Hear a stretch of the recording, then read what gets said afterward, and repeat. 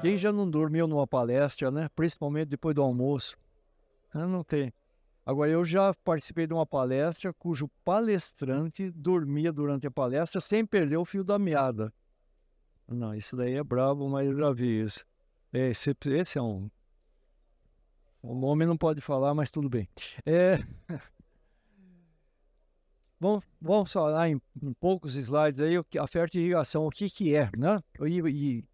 E quais as vantagens, desvantagens e o que fazer numa fertirrigação para que ela funcione. A gente vê no campo muita gente falar que fertirrigação não funciona, tal, mas a gente vai entender um pouquinho o porquê disso daí. Técnica de aplicação de nutrientes solúveis, não é sólidos em suspensão, são solúveis via água de irrigação. Pode se aplicar a diversos métodos de irrigação, aí aspersão, pivô, microaspersão, gotejamento, né? E pivô tem a desvantagem do parte de aço dele, né? Então, fertilizantes são sais, então se aplica muito, mas sabidamente, né? A vida útil do pivô acaba reduzindo por conta de oxidação do aço, né? Eficiência máxima no uso de fertilizantes. Se você está colocando fertilizante exatamente na hora que a planta precisa, porque você já põe ele no solo, já é absorvido quase que instantaneamente pelas plantas. Olha que interessante, ver como é que é utilizado uma técnica excepcional numa coisa ruim. Eu fui convidado para fazer uma avaliação do sistema de irrigação. Olha a propriedade, o que que é. Região semiárida, quer dizer, irrigação não é de suplementação, ou irriga ou não tem planta lá. Então, a irrigação é necessária. Plantio de frutas de exportação, quer dizer, qualidade máxima, né? E 100% dos fertilizantes via água de irrigação. Vê então o nível que é uma propriedade dessa, que pelo menos que deveria ser, né? Então aí vai eu no campo. Olha que espetáculo. Gotejador esguichando água, outros gotejadores nem saindo água, né? Variação de 90% na aplicação de água e, consequentemente, fertilizante. Então, tem planta que recebe o dobro de fertilizante ou tem planta que recebe a metade do fertilizante. Essa é a situação que estava o sistema de irrigação e ele é produzindo. Então, qual é o prejuízo dele? Enorme, né? Porque, naturalmente, que as frutas dessas plantas que recebem menos fertilizante são piores sendo descartadas. Então, importante conhecer a dinâmica dos nutrientes no solo para entender o que fazer. Por exemplo, nitrogênio, altamente solúveis em água e não absorvidos pela partícula do solo. Então, aqui se já vê, fracionamento é ótimo. Eu já vi sistemas de irrigação instalados lá na ilha de Santa Lúcia, no Caribe, 2.500 milímetros por ano de chuva e bem distribuído ao longo do ano. Solo arenoso, declivoso, muita declividade, quer dizer, a colocação de fertilizante obrigatoriamente tinha que ser manual e o pessoal utilizava microaspersão para distribuir fertilizante, não estava preocupado com a irrigação. Então parava a chover, um dia, 2 dias sem chuva já dava um déficit no solo aí de seus 4, 5 milímetros, que era a quantidade de água suficiente para veicular o fertilizante e atender a planta. Como era muito parcelado, se viesse uma chuva em cima, lavava muito pouco. Antes eles faziam manualmente, colocavam nitrogênio uma vez por mês, e aí quando chegava no 15 dias, no dia 15 do mês, já não tinha mais nada de nitrogênio, porque lavou tudo. Fósforo tem suas restrições na aplicação de água de irrigação. Por quê? Baixa mobilidade do solo pela absorção dele nas argilas e material orgânico. Mas tem isso daqui, para ter uma ideia, em solo argiloso, 5 centímetros a mobilidade do fósforo. Mas aí tem alguns trabalhos que mostram que se o solo tiver próximo à capacidade de campo, o fertilizante de fósforo, via água de irrigação, ele tem um caminhamento maior, até uns 20 centímetros, quer dizer, dá 40 centímetros de largura aí, ó, o fósforo, né? O potássio, o movimento conforme a concentração de solução e a capacidade e a CTC do solo.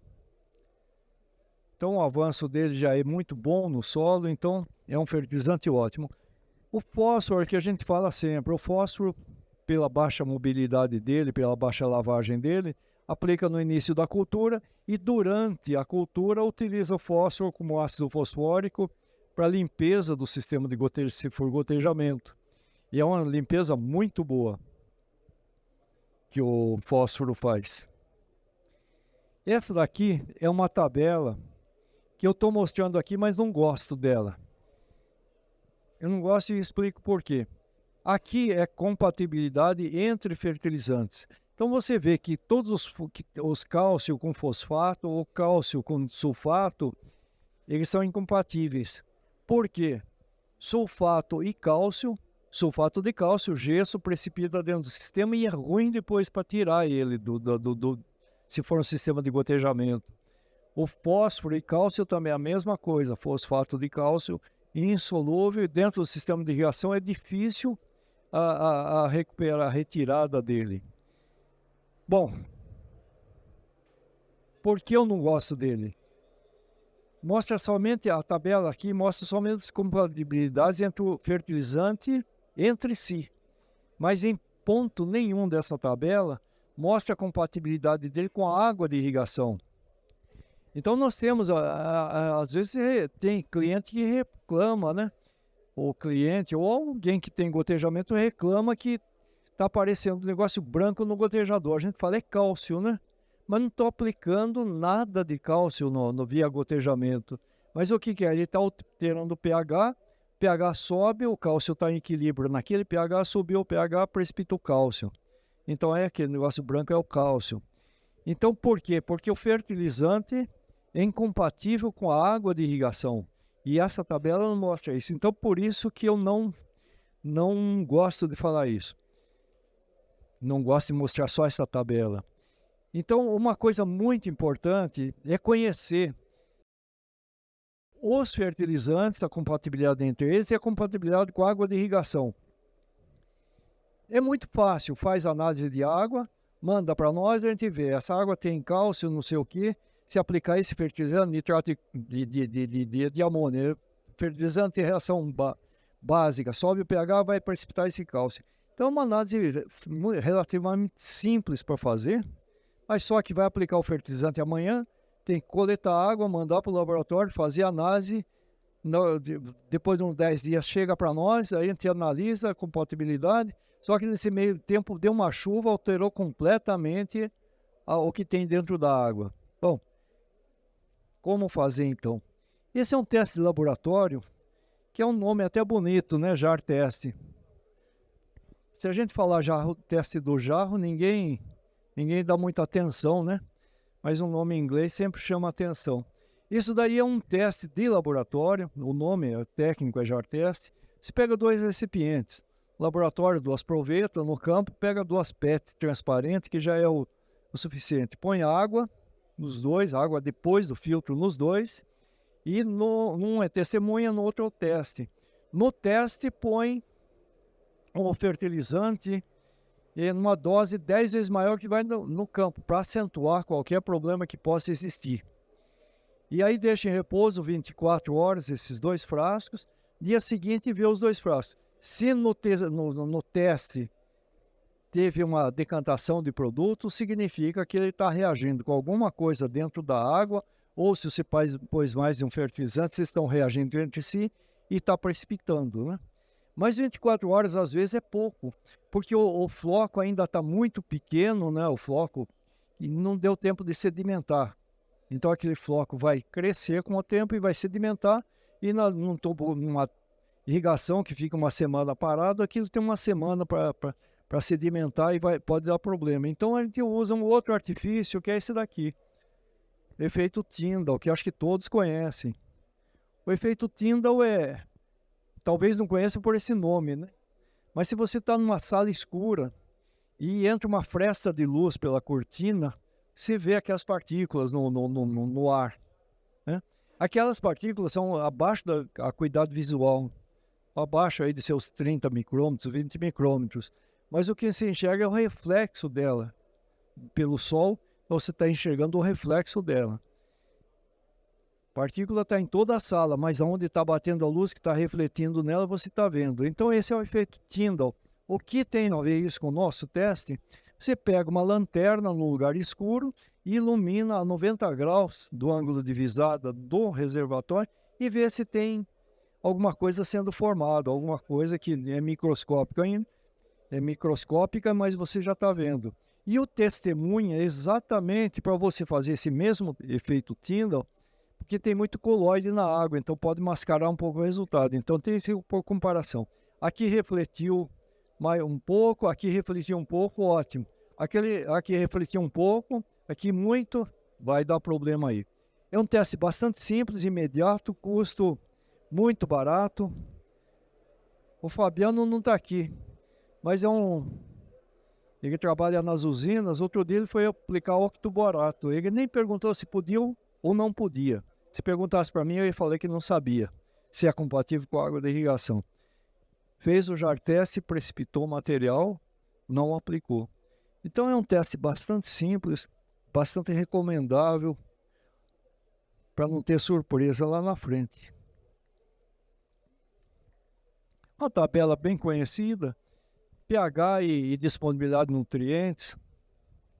Como curiosidade, o manganês é um problema sério na América Central. Muito solo vulcânico, rico em manganês, e chega a ser tóxico para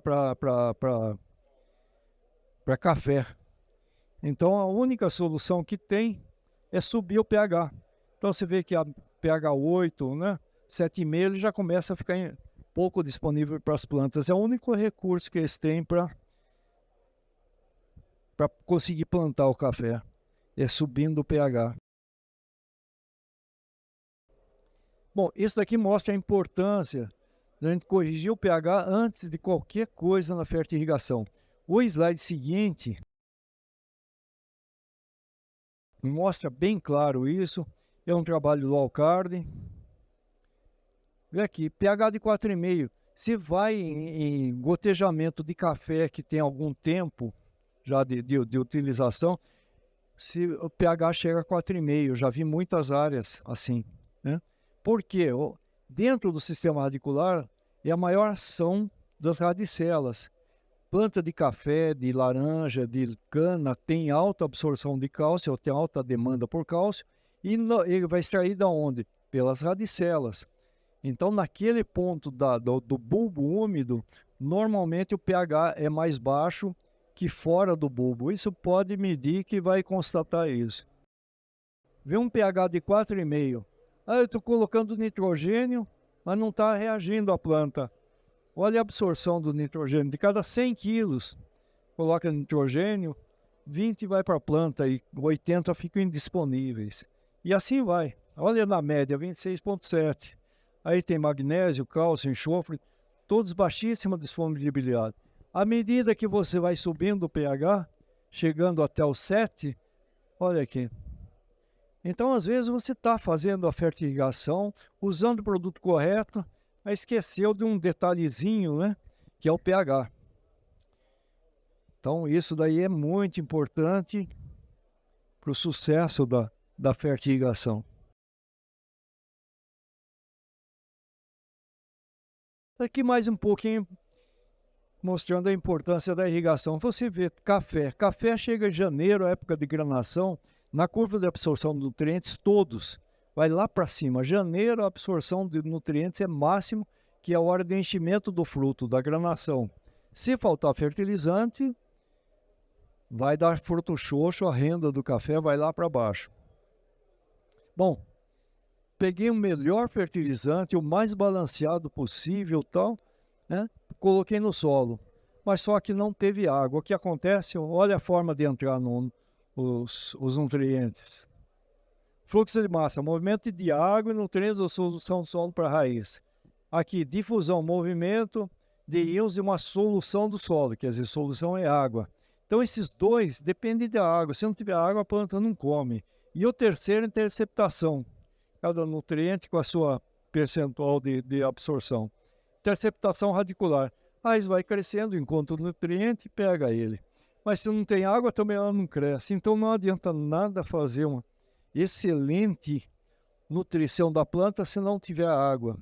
E aí, mais uma vantagem da fertirrigação. Ela não só está fornecendo água, como fornecendo nutriente e diretamente no sistema radicular ativo da planta, que são as radicelas. Aí, então, dois dependem diretamente da água e o terceiro indireto, porque se não tiver água, não crescem as plantas. Na fertirrigação, eu acho que um dos principais erros está aqui, na aplicação. Então, como fazer uma aplicação correta de fertilizantes? Primeiro, pressuriza o sistema, estabilizou a pressão e inicia a aplicação. A aplicação pode ser aí por injeção dos produtos, pode ser com Venturi, com bomba centrífuga. Esse daqui tem uma desvantagem para injeção de produtos emulsionáveis, que é uma bomba centrífuga. Ela agita e faz espuma, e a espuma fica na parte de cima do tubo, então a distribuição fica muito ruim. Então, cuidado quando usar bomba centrífuga e produtos emulsionáveis, não use. Isso para sais, ótimo, né? Para produtos não emulsionáveis, uma opção bastante interessante. Esse daqui é a bomba de pistão, de diafragma, bastante utilizado para pivô. Essa é a bomba proporcional. Então, aqui embaixo você ajusta de 2 a 5% de fertilizante. Então, 2 a 5% da água que passa por ela é succionado de fertilizante.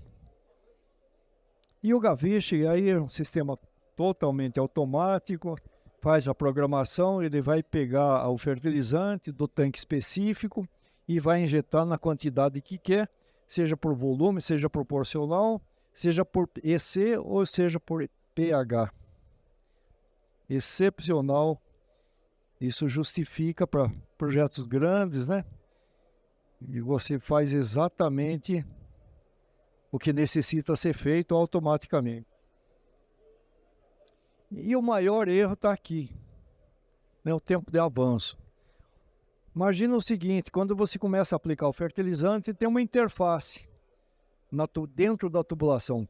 Na frente tem água, e atrás tem água e fertilizante. E essa interface vai caminhando, aí chega no primeiro gotejador, sai e tal, e ela vai chegar no último gotejador depois de algum tempo. Quando ela chega no último gotejador, é o que se define por tempo de avanço. Então, marca a hora de começar a injeção de fertilizante e a hora que chegou o fertilizante no último gotejador. Esse é o tempo de avanço.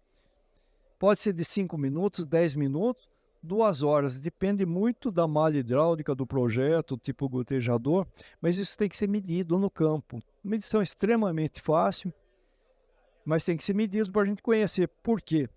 Terminou a aplicação do fertilizante, a interface inverte. Na frente fertilizante e atrás somente água. E vai caminhando. Quando deu o tempo de avanço, toda a malha hidráulica só tem água, não restou fertilizante, nada. Uma empresa grande de laranja, não funcionava a fertirrigação.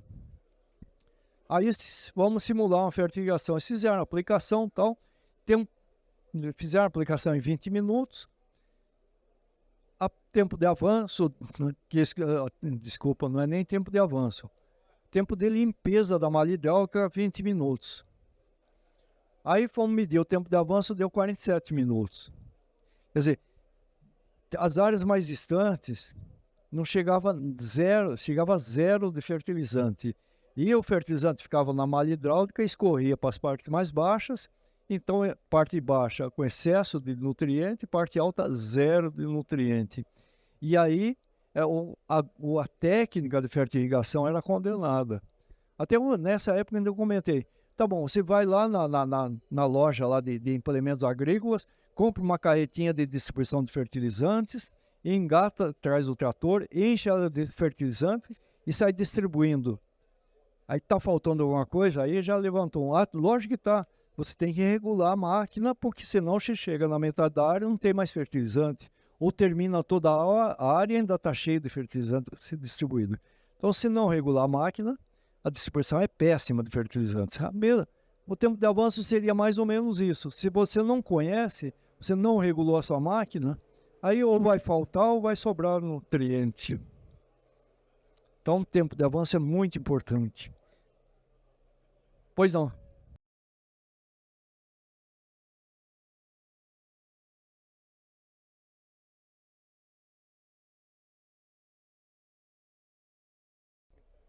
Isso, para ter uma mistura completa, né? É. Não, exatamente. Então, por exemplo, o sensor de EC, você vai injetar por condutividade elétrica. A gente sabe que quanto maior é a condutividade elétrica, mais afeta a planta. E isso é variável, né? Por exemplo,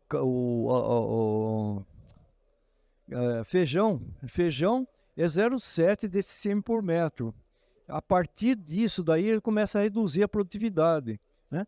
E 0,7 é uma condutividade baixa. Pô, as águas normais aí chegam a ter 0,3 decicimo por metro. Quer dizer, um pouquinho do fertilizante salino que você coloca já começa a afetar a planta. E o interessante, salinidade na planta, você vê a planta, ela está definhando, você não vê nenhuma doença, não vê nada, ela está definhando. A primeira análise que se faz, e eu já vi agrônomo errando nisso daí, pô, está faltando fertilizante. Bota mais sal a planta definha mais, né? Então, cuidado com o EC e conhecer o EC com a planta. A gente vai ver um pouquinho uma tabela bem rápida aí de ao que acontece com o EC alta, né? Bem lembrado, olha. Aí que uma forma de uso de Venturi, ele succiona o fertilizante de um ponto qualquer e injeta no canto. Esse daqui é um medidor, ele mede a vazão que está entrando no sistema, é um rotâmetro, bastante interessante para você saber o volume que está sendo injetado, mesmo em sistemas automáticos ou manuais.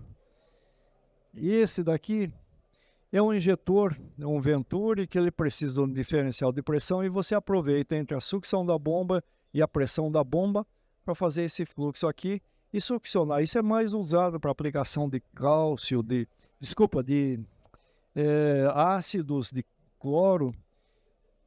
A gente recomenda no máximo de vazão do Venturi 1% da vazão do sistema de irrigação para não fazer um bypass muito grande. Funciona bem. Tempo de avanço. Então, o tempo de avanço eu já falei. E demanda de tempo, média a partir de estabilização do sistema, isso a gente já comentou. Para que ele serve, né? Então, lavagem, quando termina o trabalhar a operação, sistema de irrigação, depois da aplicação de todo o fertilizante. Então, é o tempo de lavagem e varia de acordo com o setor. Tem os setores mais perto, tempo de avanço menor, setor mais longe, tempo de avanço maior, né? Tempo mínimo para fazer a lavagem da malha hidráulica nos produtos aplicados via água de irrigação. Tempo mínimo para que a operação permaneça ligada quando se aplica cloro ou outro produto que tem que permanecer em repouso dentro da malha hidráulica. Limpeza com cloro, é muito importante falar o seguinte: o cloro age mais por tempo do que por concentração. Então, eu vou fazer uma aplicação de cloro. Eu já vi o pessoal, faço 100 ppm de cloro em 1 hora, dá aquela choque mesmo, né? Bom, mas se ele age mais por tempo, né, por contato, por tempo, do que por concentração, não é melhor fazer 10 ppm durante 10 horas, quer dizer, gasta o mesmo cloro e o efeito do cloro é muito melhor, né? Então, você faz a aplicação do cloro e deixa ele numa hidráulica, diferente da aplicação de ácido que você faz 15 minutos e lava o sistema. Pode ser várias formas, calculado, simples de fazer, mas eu não gosto.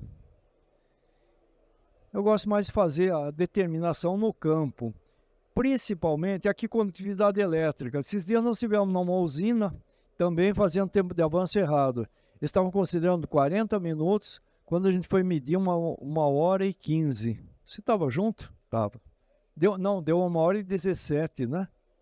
Então deu 40 minutos, não chegava, não sei. E como não tinha corante, não tinha ácido, tinha cloreto de potássio, que é o maior índice salino dos fertilizantes. E eles têm condutivímetro, fizemos com condutivímetro. A gente ficou lá, né? 30 minutos não chegava, não media, 40 minutos nada. Aí a gente achou que até o condutímetro estava com problema, não estava. 1h17 depois, chegou. E isso por uma reclamação do cliente que tinha uma área de cana que estava verde amarelado, não estava recebendo nutrientes. Então é muito importante. Então pode fazer com condutividade elétrica, usando cloreto de potássio e um condutivímetro no último gotejador. Pode fazer por pH, esse é o que eu gosto bastante. Vai fazer a limpeza do sistema de irrigação, vai usar ácido. Aí você baixa o pH da água de irrigação a 2, pH 2, e vai no último gotejador e fica medindo. A hora que chegou água com pH 2, chegou o ácido, aí já se mediu o tempo de avanço. Esse daqui é bem didático, a gente faz muito isso na área de demonstração nossa. A gente usa até corante, eu já tentei, anilina, tinta de impressora, tá? O melhor que tem é da Highlight, é o da Rigrantec, é uma empresa do Rio Grande do Sul. Rigrantec, eles fazem um corante Highlight, que é um corante azul. Você põe na água de irrigação e fica vendo. A hora que a última gota do último gotejador saiu, no caso azul, é que chegou o corante e aí se mediu o tempo de avanço. Aí as formas podem ser proporcional, quantitativa, com controle de EC, pH, que a gente já comentou. Lembrando que EC é muito importante. Mas não é só ela. Por exemplo, se você estabelece no controlador EC de 0,8 ou 1 ou 1,2, não interessa, desse sêmen por metro, você pode conseguir isso daí com sal de cozinha, né? Com cloreto de sódio. Para a planta é péssimo. Então, cuidado do EC, que todos os nutrientes têm que estar balanceados e naquela concentração de EC, né? Para chegar na EC desejada. pH da mesma forma. O jar test que a gente já combinou. Lembrando o seguinte, você vai solubilizar os nutrientes. Isso daqui é uma tabela. Qualquer nutriente tem essa tabela. Só que isso daqui é para 20 graus. Pega a ureia, joga na água, ela baixa para 5 graus e a solubilidade dela vai lá para baixo. Então, tomar cuidado com essas tabelas aqui para calcular os tanques de injeção de fertilizante. Bom, definiu o fertilizante, colocou, vai dissolver. Olha, eu gosto bastante disso daqui, é bastante simples. É um soprador. Aqui é um soprador industrial. Ele joga o ar aqui para baixo, aqui tem uma tubulação furada e está o fertilizante e a água e aquilo vai revolvendo. É uma solubilização muito rápida, eficiente e uma vez que solubilizou tudo, aí passa para os tanques mães, os tanques de aplicação. Bastante interessante essa forma de solubilização. Até um dia eu estava falando isso num treinamento, levanta alguém e fala, eu fiz um desse daqui, soprador industrial, custa mais ou menos uns 2, 3 mil reais. Fiz com um motorzinho de aspirador de pó. E funciona que é um espetáculo. Paguei 60 reais. Falei, tá bom, ótimo. Mas está funcionando, tá ótimo. Mas é uma boa solubilização, porque aqueles que tem uns com motor, com hélice embaixo, aquilo corrói, dá problema e dá manutenção. Esse daí não tem. Ele fica longe de qualquer sal e só passa o ar aqui para dentro.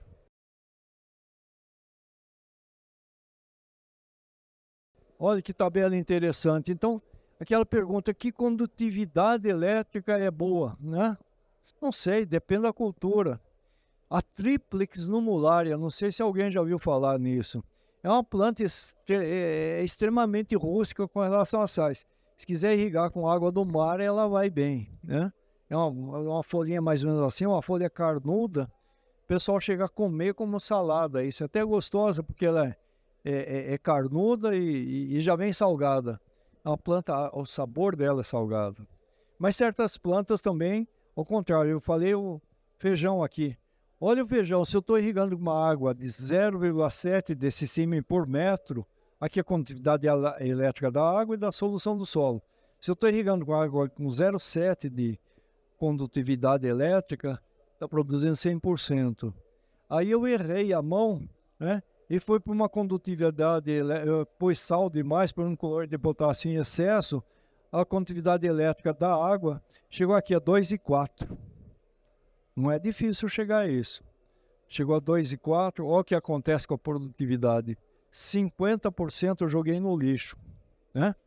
Só vou colher 50%. E como eu falei para vocês, o pior de tudo, que você olha a planta e ela está definhando, parece que ela está faltando nutriente, faltando comida, né? Produtor de alface, agrônomo, produtor bom de alface, aqui em Biúna, ele está usando nutriente e vendo a planta meio raquítica, foi aumentando, aumentando. Chegou a 1.200 kg de nutriente por hectare ano. A planta estava péssima. Aí ele baixou para metade. Baixou para 700 kg por hectare. A planta melhorou. A última vez que passei lá, já estava 380 quilos, a planta muito mais bonita. O que ele estava? Estava intoxicando a planta.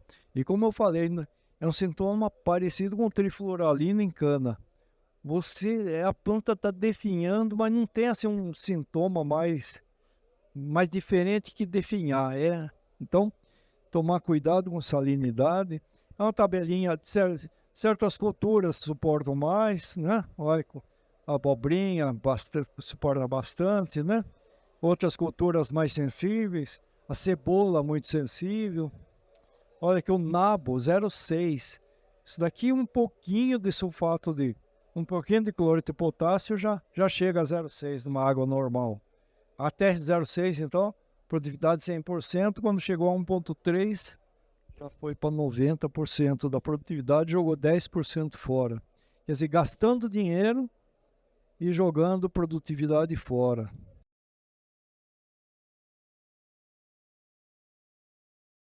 Isso é mais para mostrar o cuidado que você tem. Se você tem uma salinidade já na água meio elevada, toma muito cuidado com isso daqui.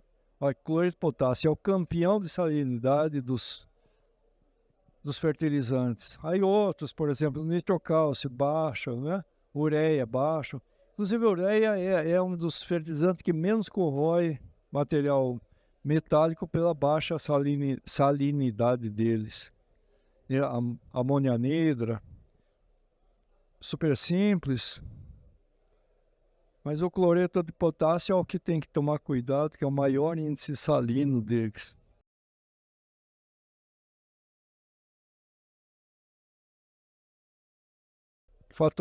Salinidade, fator determinante da produtividade.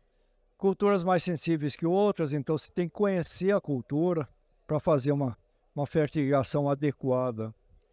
Quanto maior for o fracionamento dos fertilizantes, menor a salinidade do solo. É lógico, você está colocando menos sal numa solução, ela vai ter uma condutividade elétrica menor. Águas sólidas com problema de salinidade, evitar o uso de doses concentradas de fertilizantes. E não há necessidade, que a planta está absorvendo o que está na solução e você coloca aqui na solução no momento exato de que a planta precisa, né? Fazer as fertilizações sempre via água de irrigação de acordo com a necessidade da planta. Essa tabela aqui, ela tem para praticamente todas as culturas. Aqui uma curiosidade, é uma tabela para tomate. Então não adianta colocar o cloreto de potássio aqui, se ela demanda muito pouco potássio. Não adianta nada colocar o nitrato de cálcio se ela precisa de pouco cálcio e nitrato. Mas à medida que ela vai crescendo, ela vai necessitando mais até que chega um pico aqui de absorção de nutrientes. Então nós podemos fazer a fertilização de acordo com a quantidade e o momento necessário para a aplicação dos fertilizantes. Bastante importante isso. Café ele tem uma demanda altíssima em janeiro, como eu falei, de nutrientes, que está mais ou menos aqui. Então não adianta nada colocar o fertilizante aqui, né? Cana é outro problema. A demanda máxima de potássio, quanto que é na cana? É quando ela está nos seus 250, 270 dias, né? Só que o pessoal que não irriga a cana, o que faz? Eles têm que colocar o potássio, quando a cana ainda dá para entrar algum trator, aí 30, 40, 60 centímetros no máximo de altura, coloca o potássio. Ele prejudica o desenvolvimento da planta pela alta salinidade dele e durante esse tempo, aí esses de 60 a 250 dias, vai ter chuva, vai lavar esse potássio, e quando a planta vai precisar o potássio, não tem, né? Quando você faz a fertilização, você faz exatamente o que a planta está precisando de comida e você está mandando via água de irrigação, sendo que ureia é uma volatilização muito grande. Via fertilização você não tem volatilização, né? Lixiviação você tem que tomar conta da quantidade de água que você está colocando na planta, controlar para que a água não lave os fertilizantes. Essa água em excesso de irrigação é problemática, porque ela não só está lavando os fertilizantes, mas também essa água custa, né? Custa a energia que você gastou para colocar ela lá. Em rápidas palavras, essa é a fertilização. Se alguém tiver alguma pergunta, fique à vontade, né? Senão, meu contato aqui é o Bart da Nandanjem by Rivers. E nós estamos aqui aí para atender vocês, se tiver alguma dúvida agora ou posterior, é só entrar em contato com a gente, e como eu digo sempre, né? A melhor pergunta que tem é aquela que eu não sei responder, né? Porque aí eu vou pesquisar, vou aprender e vou responder essa pergunta. Então, agradeço bastante a todos aí. Obrigado.